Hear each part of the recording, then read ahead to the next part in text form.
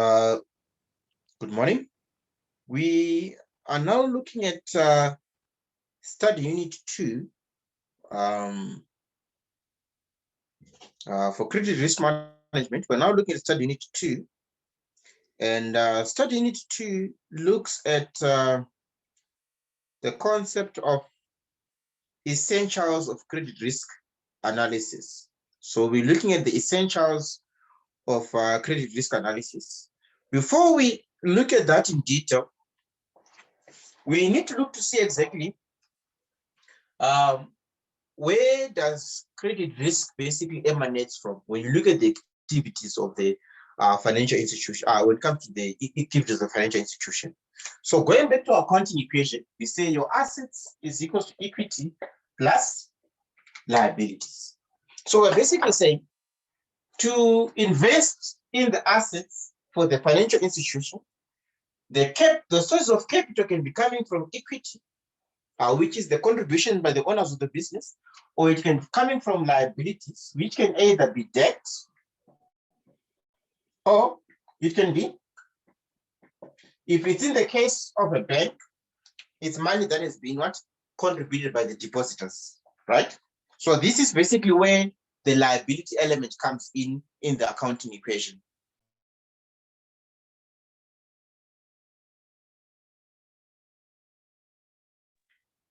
Looking at this, the credit risk we are concerned with is emanating from these assets that the financial institution, like for example, the bank, is investing in, right?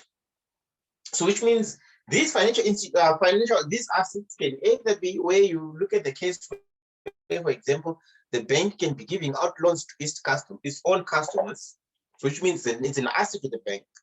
Or if it's a bank, the bank can be investing in securities as well. So it's another type of asset for the bank as well. So which means that all these, the characteristics of these assets is that they are income generating. So they generate a return.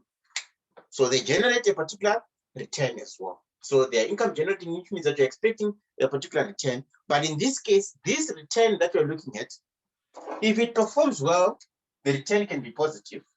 And if the asset does not perform well, the return can be negative as well. So when you look at credit risk, it's basically the risk that from whatever you've invested, you are not going to be getting what you expect to get from your investment. One, it can be either the customer defaults on their interest that you're supposed to be getting as a return, or the customer ends up defaulting on the principal amount that you've given the customer as well. So based on this, this is where the credit risk comes in. So with this understanding, we can now look to see exactly. So chapter 2, remember when you look at chapter 2, we're looking at the essentials of credit risk analysis. So how do we analyze this credit risk that is emanating from these assets that the financial institution is invested in, right? So based on this, on chapter 2, they are telling us that when you look at the meaning of credit risk, they say credit risk can be defined as follows. Credit risk refers to the probability of the loss due to non-recovery emanating from the credit extended as a result of non-fulfillment of contractual obligations arising from unwillingness or inability of the counterparty or for any other reason. If the probability of the loss is high, the credit risk involved is also high, and vice versa.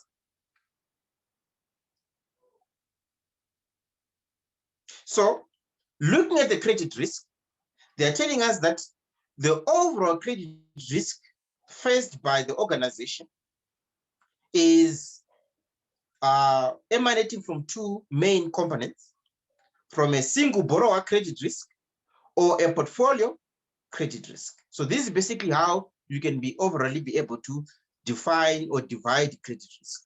From a single borrower, this is basically what we're saying, like, for example, from a single customer.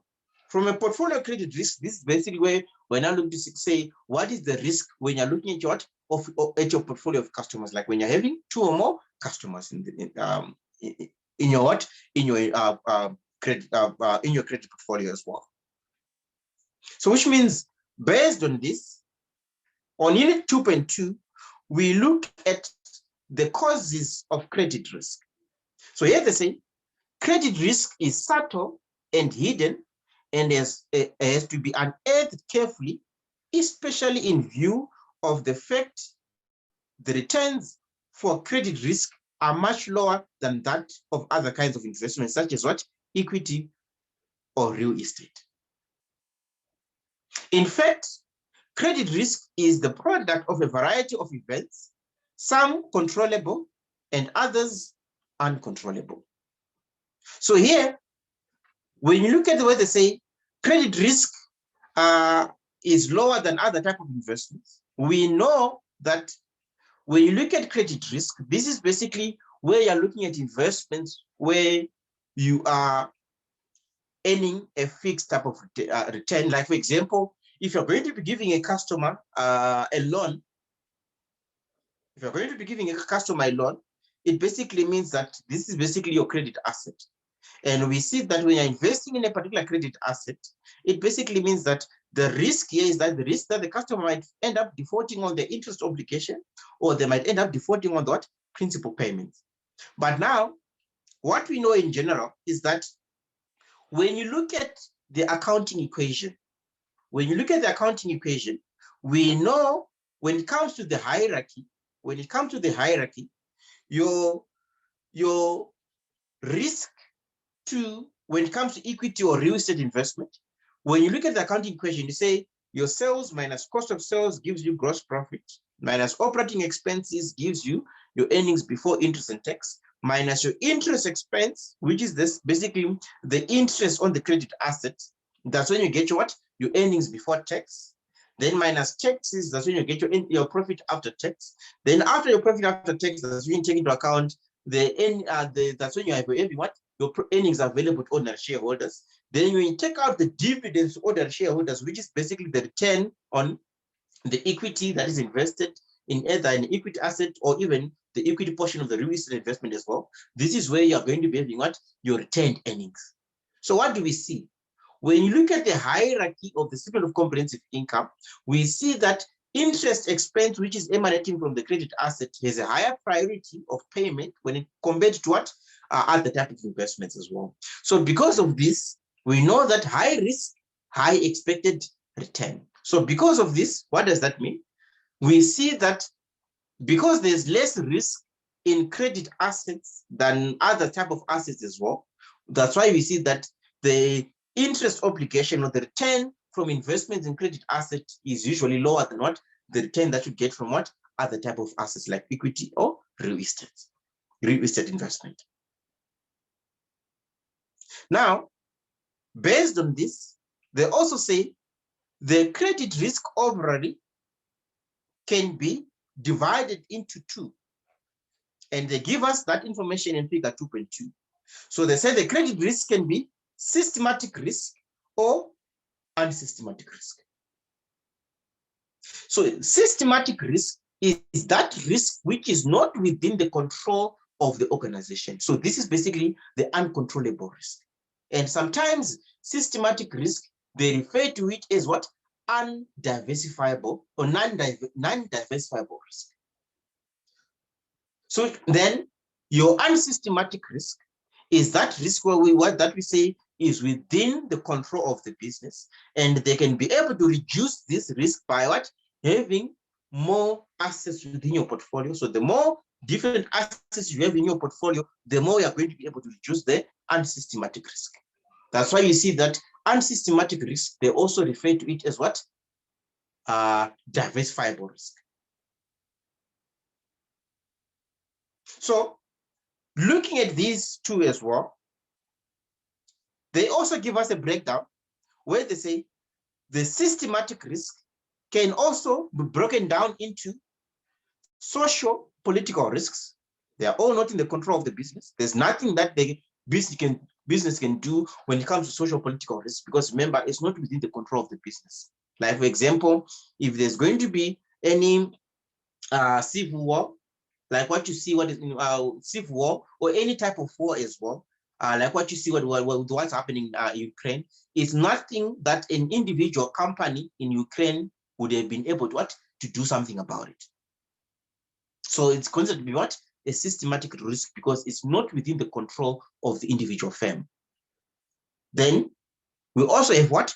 Economic risks. We're going to discuss it. And we also have other exogenous risks. So we are basically saying that any other risks which are not emanating within the sphere of control of the organization, they are referred to as systematic risk. Are there any questions regarding systematic risk? Any questions so far?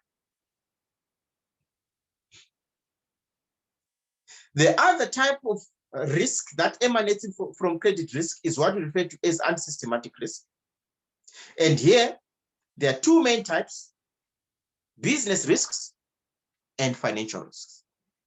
And these unsystematic risks, we are going to look at them in detail as well when we are going to be looking at, I think it's chapter 4, going on to chapter 8. We're going to be breaking them down to say, so what are the different variables that you find under business risks, and what are the different variables that you find under financial risks as well?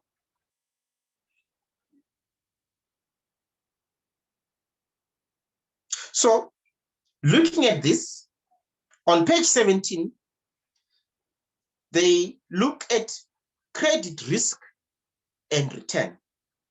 And here they say, on line number 3, economic agents involved with credit risk will attempt to maximize the return for a given level of risk, of credit risk, and minimize the credit risk for a given level of return. So when you look at the credit risk and return relationship, we're basically saying that for a given level of risk, you want to maximize the return. So this is where we look at this relationship, where we are saying, for example, when you look at the risk-return relationship, we say your risk-return relationship can be given as something like this, where we say we have the return here on the y-axis, and we have the risk on the x-axis. So remember the first point that they're talking about there, when they're talking about credit risk, they're saying the economic agents, they want to be able to maximize the return for a given level of credit risk. So which means for a given level of credit risk, like for example, if your credit risk is, when you look at investment A or investment B, you are choosing between investment A and investment B.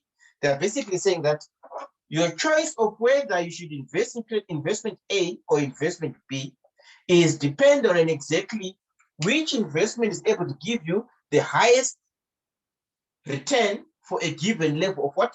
Of credit risk. So which means in this case, if you are faced with a choice between investment A or investment B, you would choose to invest in what? Investment A. Why? Because for a given level of credit risk, you want to be able to maximize what? The return. Then they also say, minimize the credit risk for a given level of what? Return. Like for example, if you're also given investment C, and then they say, compare investment C with investment A. Which one would you choose? So which means for a given level of return, we see that investment C has more risk for a given level of return. So which means if that is the case, it would basically mean that you would choose investment A because for a given level of return, you want to minimize your risk as much as possible. So this is basically what they're discussing when you look at credit risk and return. So which means you want to maximize your return for a given level of risk, and you want to minimize your risk for a given level of what? Of return. Are we on the same page? Any questions? So moving on to section 2.4. So moving on to section 2.4, they look at credit risk analysis. And here they say, credit risk analysis is the study from the perspective of the supplier of credit of a present or prospective claim on another economic agent, in the form of debt, including trade payables, loans, public securities, among others. So we're basically saying, when you look at credit risk analysis, you are looking at it from a perspective where you're saying, these credit assets we're investing in, how do we manage the risk that is emanating from what? These credit assets that we're investing in. So this means that the risk emanating from these credit assets that we're investing in, the risk that we're looking at in this case is first what we're referring to as credit risk. So how do we manage this credit risk that is emanating from what? From these credit assets. So going on forward, they say, so credit risk can be analyzed from different perspectives or different players in the financial system. You can analyze them from the perspective of banks and financial institutions. You can analyze them from mutual fund or insurance companies. You can analyze them from a manufacturer or trader, and you can also analyze them from the perspective of what? Of a hedge fund as well. Then if you skip the next paragraph after that, they say, besides suppliers of credit, there are other parties who have a general interest in creditworthiness of an economic agent. And these other stakeholders would be potential customer or buyer. Because potential customer or buyer, they are concerned with how sustainable is this company that I'm buying from? Are they going to be available tomorrow when I want to buy whatever goods or services that they're providing me? So if they're able to manage their credit risk, it means they're able to manage what? Their going concern. And if they're able to manage their going concern, it also means that going to the future, I know consistently when I need a product or service, I don't have to worry because they're going to be available to provide that product or service. So this is one reason why potential customers or buyers are going to be worried about what? The credit risk of a particular economic agent. Then we also look at auditors. And auditors are also going to be worried about the credit risk because they're going to be worried about the going concern of the organization, because you need to find out exactly, so how is the probability of financial distress of an organization going to the future?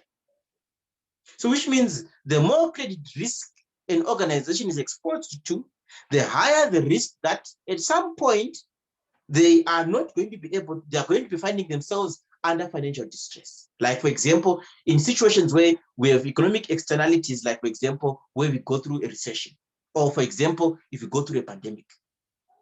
It basically means that if you go through a pandemic and you're invested in assets with a high credit risk, it also means that your losses are expected to be higher as well, which means that your going concern is going to be affected as an organization.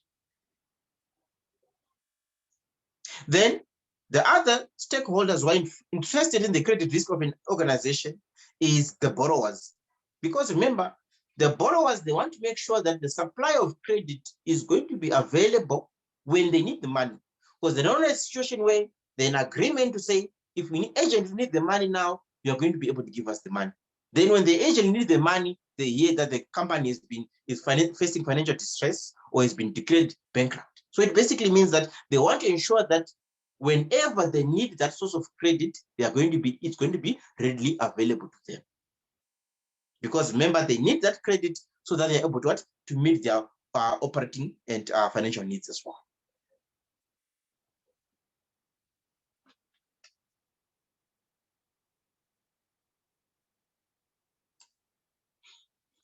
Unit 2.5 looks at this historical progress in credit risk analysis.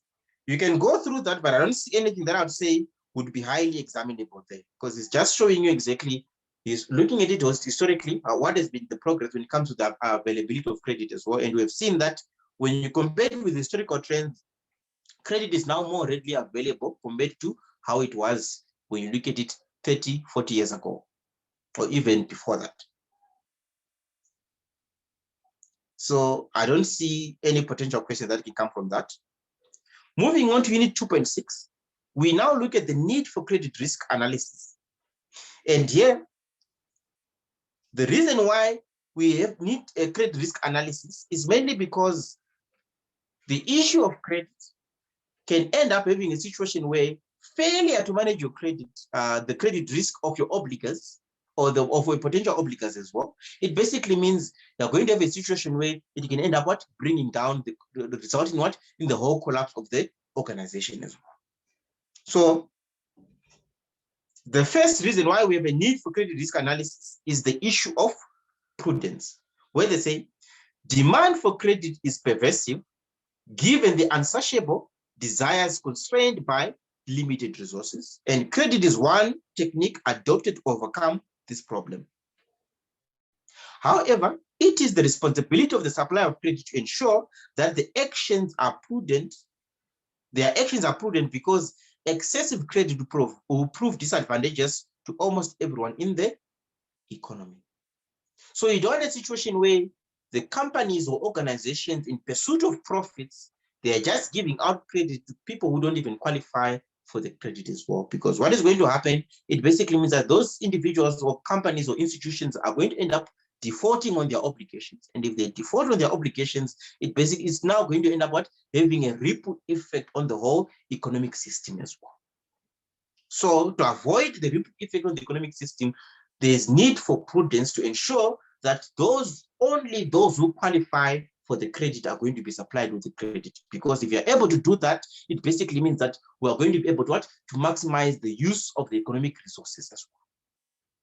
So here they say, if you check under that on the last sentence, under point number 1, they say the only alternative left is to conduct a proper risk analysis of the credit, ascertain, measure, and manage the credit risk in such a manner that it does not spin out of control. So this is why you see that many individuals would be very much concerned about the issue of, for example, credit cards, where you find that someone is using a credit card not necessarily for the purpose of generating a return in the future, or spending that money on generating a return, but using that particular credit card for other purposes, where eventually in the future they're not going to be able to repay the obligation on the credit card example, for example. The second one is, they say, increase in bankruptcies. So here they say the reason why we need credit risk analysis is mainly because when you look at it historically, when the economy, remember the economy goes through different phases. So the economy goes through different phases where we see that over time,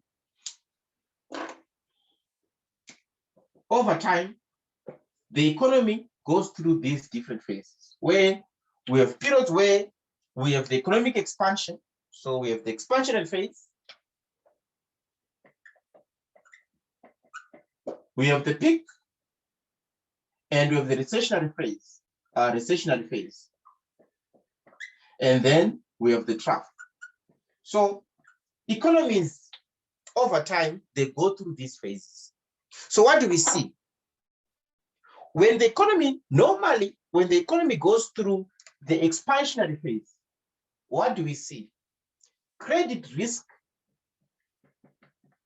is generally low, because when the economy goes through expansionary phase, there's a lot of demand for the goods and services that are being provided by the economic agents as well. And because of this, it means that as the demand is growing, it means that the company is able to generate a lot of revenue to meet their operating costs. So what do we see? Credit risk is generally low here. But when the economy goes through the recessionary phase, what do we see? Credit risk is generally high. So when the economy goes through the recessionary phase, the credit risk is generally high. So what does that mean? When the economy goes through the recessionary phase, it means bankruptcies are likely to be higher. So they basically multiply. So when the economy goes through the recessionary phase, bankruptcies are multiplying, because when the economy goes through the recessionary phase, what do we see? There's less demand for the goods and services that are being offered. And if there's less demand for the goods and services offered by the company, what do you see? The sales revenue is going to be low, Even if the sales revenue is low, the income is low compared to the expenses. And if the income is low compared to the expenses, it means that there's a high chance that the company is going to fail to meet what? Its obligations. Hence, the credit risk would be generally higher. Because of that, because if you're not able to meet your obligations, there's high levels of bankruptcies, hence credit risk is also higher as well. So that's the reason why we need to do credit risk analysis. Are there any questions so far?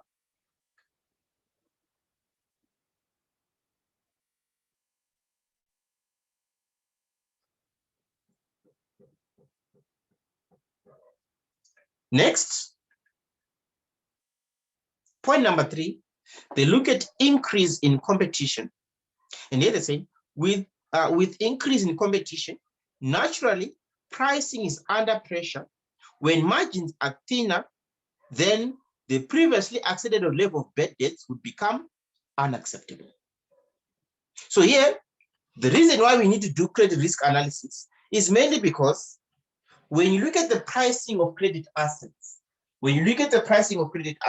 it takes us back to, remember, the price of credit asset is basically the interest that's being charged to the customer, isn't it? So what do we see? Your nominal interest is given as the real rate of interest plus inflation premium plus risk premium. And this is usually referred to as the risk-free rate of return. So which means when there's a lot of competition, we are forced to decrease the interest charge. Because remember, for a customer, if they ask for a loan of 100,000, Bank A charges them 10% interest and Bank B charges them 3% interest. Normally, a rational investor and a rational customer would go for Bank B, isn't it? So what does that mean?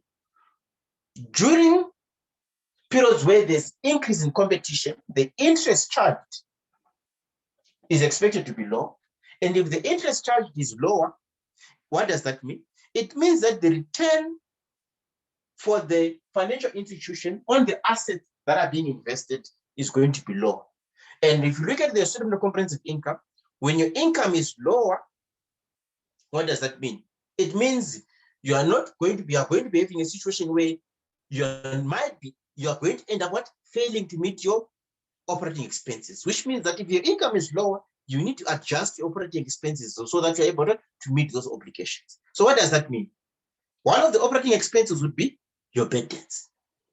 So if due to high competition, if the interest rate charged is lower to the customers and the income is lower, it means to adjust your operating expenses. Ideally, you don't want to have a situation where you are going to be having a lot of bad debts. So which means historically, for example, if you're now saying our acceptable bad debts should be 10%, it means that you now have to find a way of actually reducing the level of bad debts. Because remember, bad debts is an expense. So which means that to accompany the reduction in income, the expenses have to go down as well. And one of the expenses would be your bad debts. So which means ideally, for example, if your bad debt provision was 10%, it means that you need to find ways of actually reducing the bad debts from 10% to maybe 5% or even lower than that. Are we on the same page?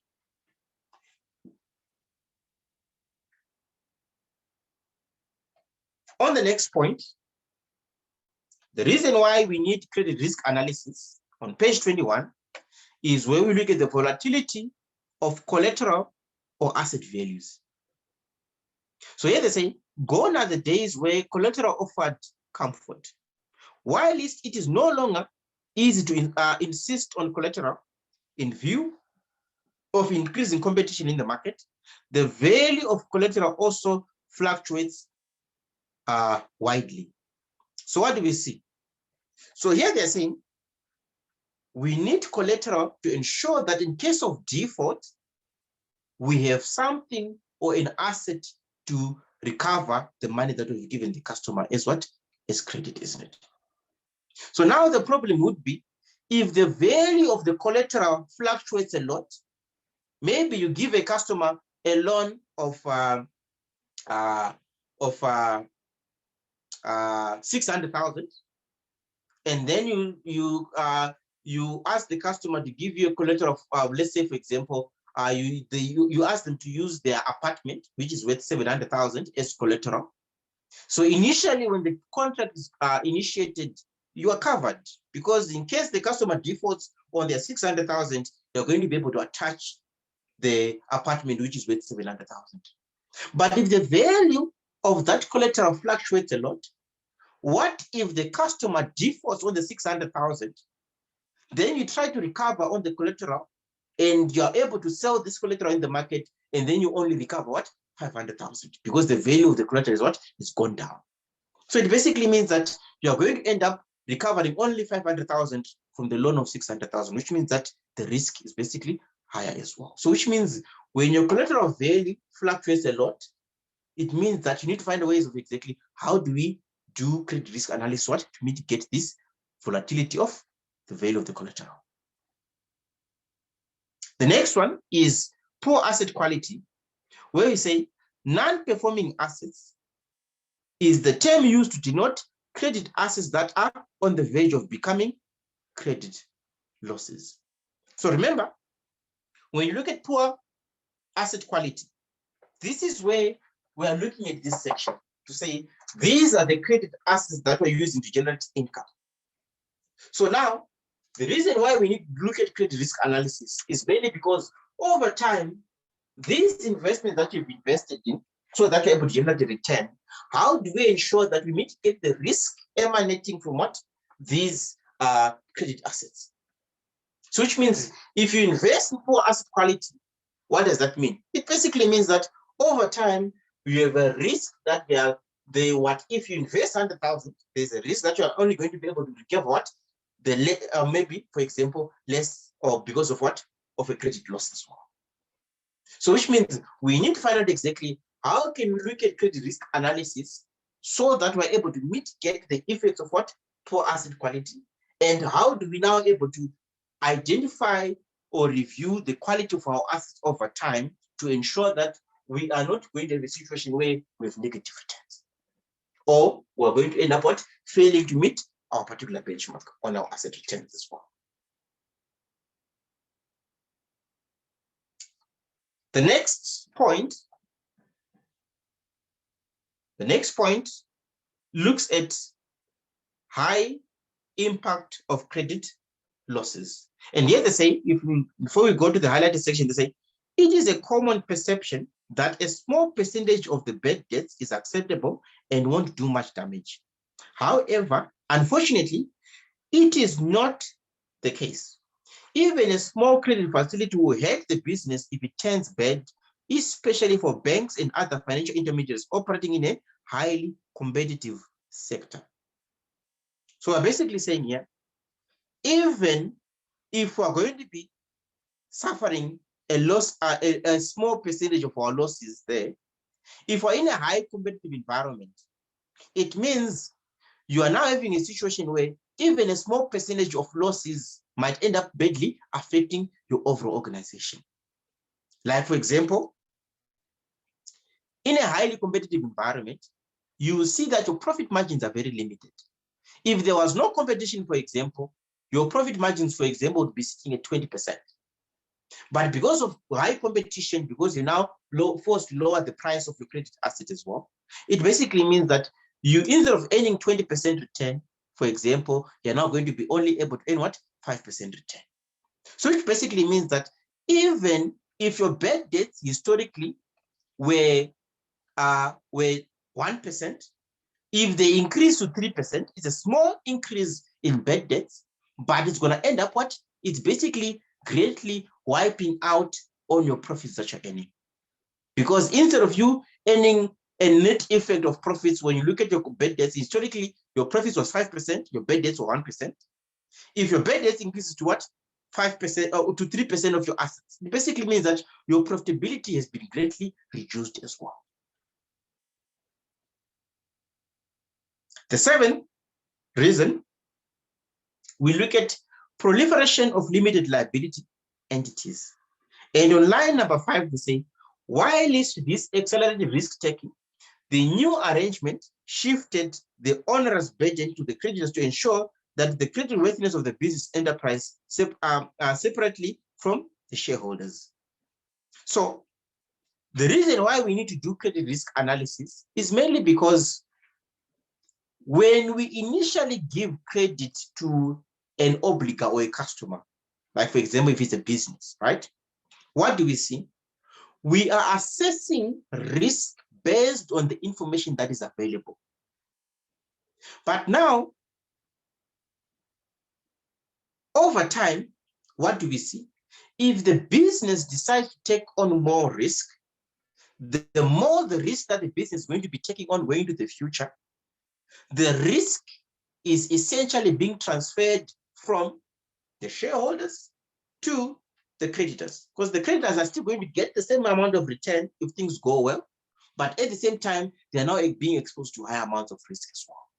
So it wouldn't be fair because of the issue of limited liability, mainly because if it pays off, the shareholders gain, but if it doesn't pay off, the creditors end up losing out, because if the company goes bust, the maximum that the shareholders lose is what they've invested.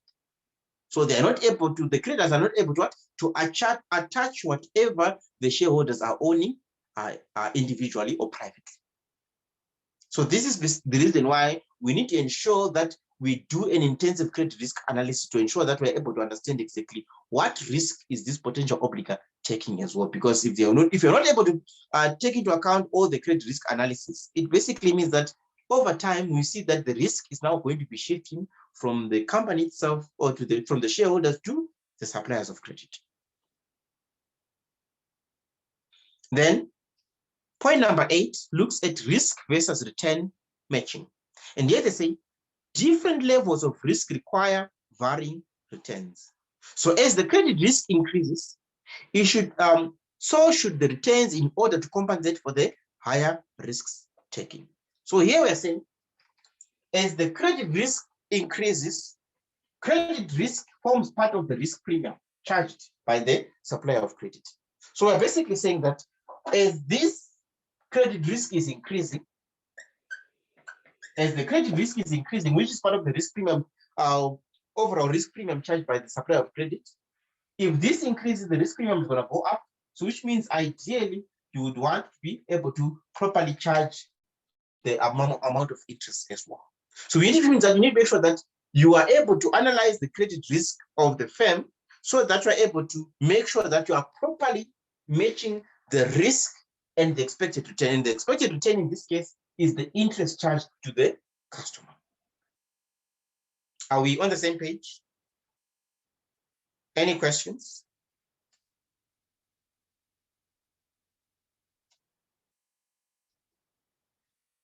On point number 9,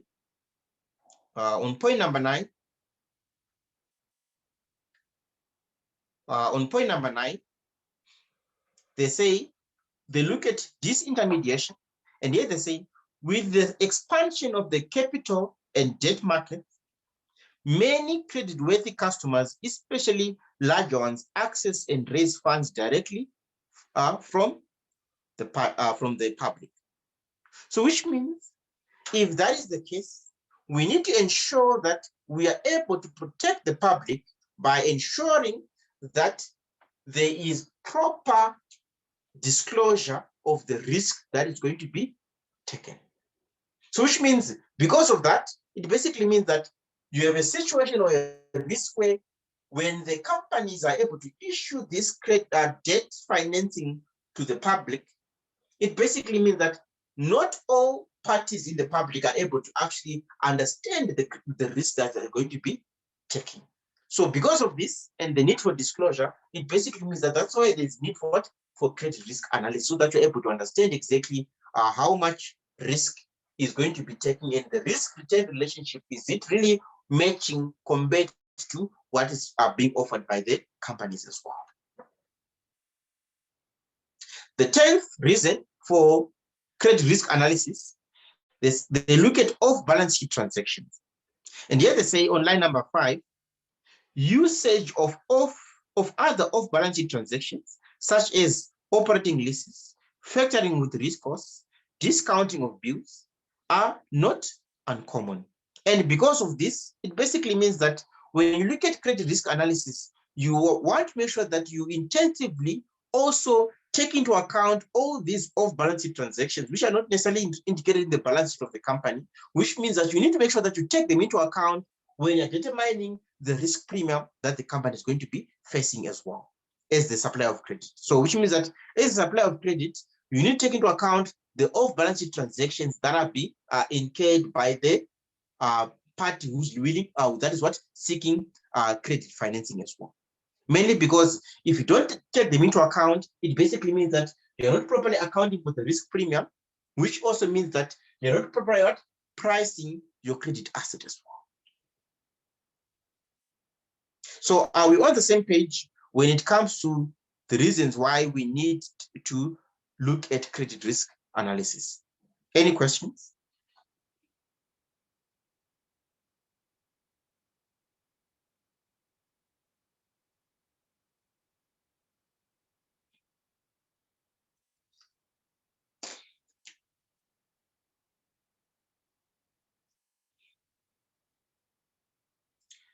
On the next, remember, these questions, how the lecturer brings these questions, they can potentially ask you this as a 10-mark questions. So they can potentially ask you this as a 10-mark questions, and also as a theory question to say, so what are the reasons why a supplier of credit would need to do a credit risk analysis? So you need to be able to state each one of them and briefly explain them. So you need to be able to state and briefly explain them. And if it ever comes in the exam, probably it will be about 10-mark question, where for each mark, you're expected to state each reason and also explain the reason as well.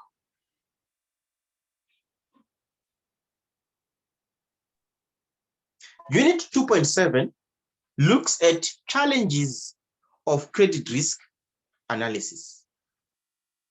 And on page 23, they discuss the major challenges in credit risk analysis. The first one that they give is reliability of the data. And here they say, in order to conduct a credit risk study, analysts require a substantial amount of data and information related to the general economy, industry, and the borrower. So financial statements are one of the major sources of data. And here they say, usually, audited accounts are relied on heavily by banks, financial, and credit institutions. So they take comfort from the fact that the books of accounts are audited by financial experts. However, the collapse of several high-profile institutions, just months after a clean report issued by the auditors, casts a long shadow over audited accounts as well. So ideally, when it comes to the reliability of data, when you're looking at your credit risk analysis, you need to be analyzing audited financial statements. But we know that historically, there are some cases where the audited financial statements are not necessarily reflecting the true and nature of the financial statements according to the auditor, mainly because of what issues where they might overlook some issues that are pertaining to the financial statements, or maybe because of some reason or financial reason where we see that in some cases, because of the need for the fees, they might overlook some important financial aspects of the financial statements as well. And because of this, we see that, like, for example, they give us the different cases where, for example, you look at Enron, it was being audited by this particular company, but in 2001, they did experience a collapse as well. And if you now go back and look at those financial statements, you see that there was issues that were basically being which the auditor would have overlooked as well because of the need for fees as well.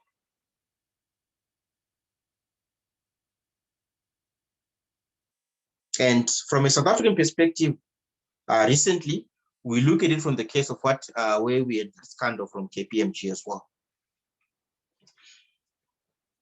The second one is profitability or business consideration.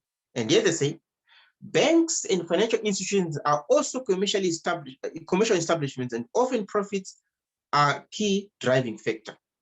So the management team is also usually incentivized to aim at higher profits that will result in bonuses for key executives and dividends for the shareholders. So sometimes the overriding focus on profitability blinds the decision on risk-taking with disastrous consequences. So because the borrower is basically seeking high profitability, so what do? We have a situation where the suppliers of credit now, even when they see that this particular customer might not qualify for the credit because of the need for compensation, like for example, for the whoever is approving for, because of the need of their bonuses as well. What do they need? What do they end up doing? Because of the need of profitability, they end up giving out credit to parties who might not necessarily qualify for that particular credit as well. And because of this, because of what?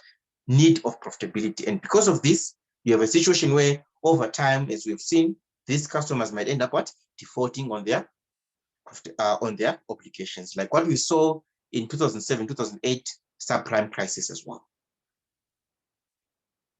The next one is unpredictable future. And here they say, the historical analysis of the borrower is done with an underlying assumption that the past track records provides a rough guide to the future. But what do we know? The historical data does not necessarily predict the future. So because of this, it basically means that it's very difficult to predict the performance of the obliga going to the future, because maybe over the past 20 years, the obliga might be doing very well, but because of the ever-changing market conditions, the obliga might have a situation where they might fail to perform because of what? Failure to be able to keep up with the changes in the market conditions. Then they end up defaulting on the obligations as well. So it basically means that it now ends up having a situation where we now end up, the obliga ends up defaulting on their obligations, even though historically they have been able to meet their obligations. And remember, when you give out credit, we usually look at historical data to make that decision as well. The fourth one is reliability of risk models. And on line number 3, they say, often the reliability of models decreases with complexity and the assumption based on which the models are developed.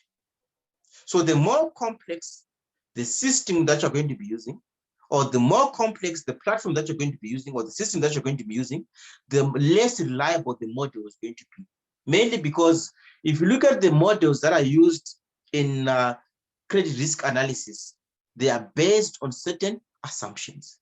And the more the models are not going to be able to meet, or the more the market conditions are going to be changing, some models are not going to be able to meet those changes in market conditions based on the assumptions there. And because of that, it basically means that the more complex the system would be, the less reliable the model becomes as well. And the less reliable the model becomes, the less reliable the decision on credit assessment would be as well.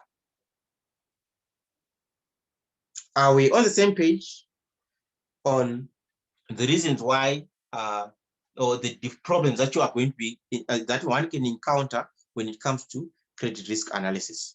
Are there any questions?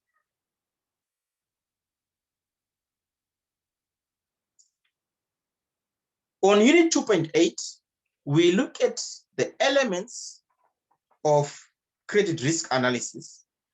So we look at the elements of credit risk analysis. And when you look at the elements of credit risk analysis, we are going to first start off by looking at the 5 C's of credit. And when you look at the 5 C's of credit, this is where we look at the character, capital, capacity, conditions, and collateral when you look analyzing the obliga.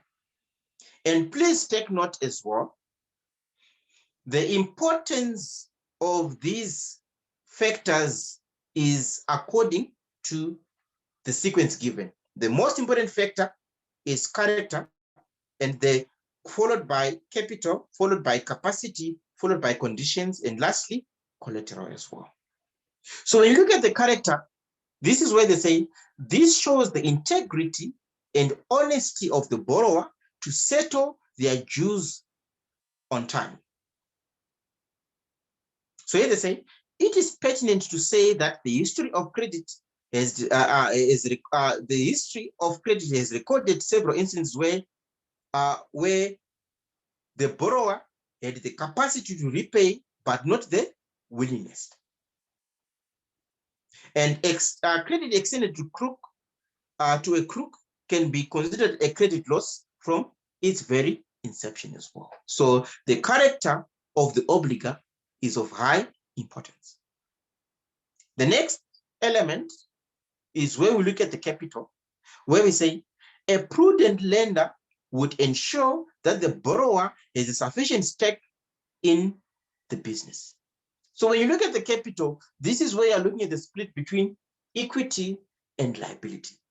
So the stake of the borrower is the equity contribution towards the assets of the business. So the higher the equity contribution towards the assets of the business, the more capital they're going to be contributing. And the more capital they're contributing, the higher the incentive that they have to ensure that the business is going to be able to perform very well. And if the business is able to perform very well, the more they are going to be able to meet their obligations as well. So capital is another important element when you look at the 5 C's of credit. The next one is capacity, where they say the borrower's capacity to meet their debt obligations must be studied. In the case of business lending, this is done through the study of financial statements, financial analysis, including interpretation of the ratios that indicate the borrower's ability to pay. So since the business is influenced by the wider economy, the study of the economic conditions is also necessary to assess the capacity to repay the loans. So which means we know the capacity goes down as we go through the recessionary phase, and the capacity also increases as we go through the expansionary phase as well. The next one is the conditions, where they say conditions cover the terms and covenants included in the loan or credit facilities agreements. So the lender must ensure that the loan agreement clauses are legally enforceable. So when you look at the conditions, these are basically the terms and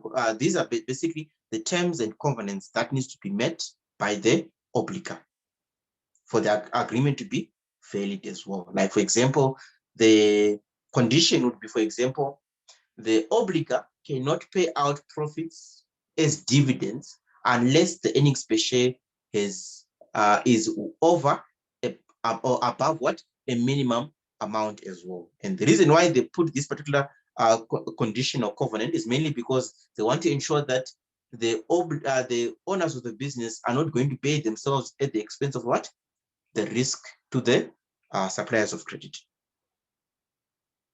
Then the last one is collateral, where they say collateral means the assets offered by the borrower to secure the credit.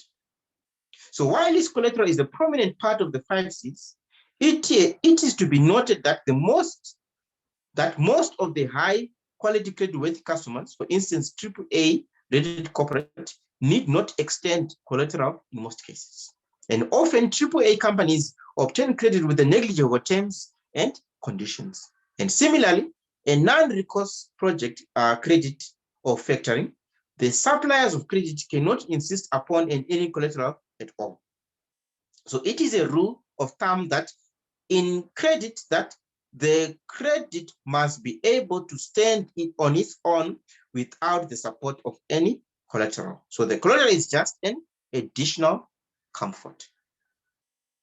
Because remember, collateral does not necessarily mean the obligor is not going to default. So even if the obligor supplies collateral, it does not guarantee that they're not going to default. It just helps in ensuring that if they default, we're able to recover whatever we've invested in the obligor as well. Are we on the same page when it comes to the 5 C's of credit? Any questions?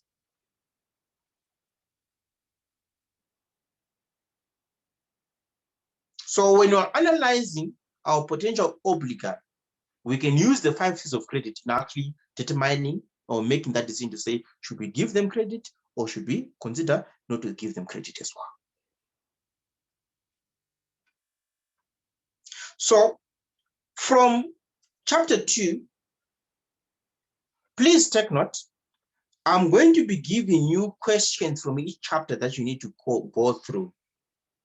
Now, based on these questions, after we look at chapter 8, after we cover chapter 8, we are going to dedicate a class where we are going to be reviewing the homework questions from chapter 1 to chapter 8.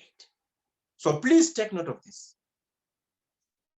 As we are moving forward from chapter 1 to chapter 8, I'm going to be giving you homework questions. Please make sure that you go through these homework questions, because once we are done with chapter 8, we are going to dedicate a class where we are going to be reviewing the homework questions from chapters 1 to chapter 8. So from chapter 2, please take note of these homework questions. Please go through or answer question number 3 and question number 6. Are we on the same page? Any questions?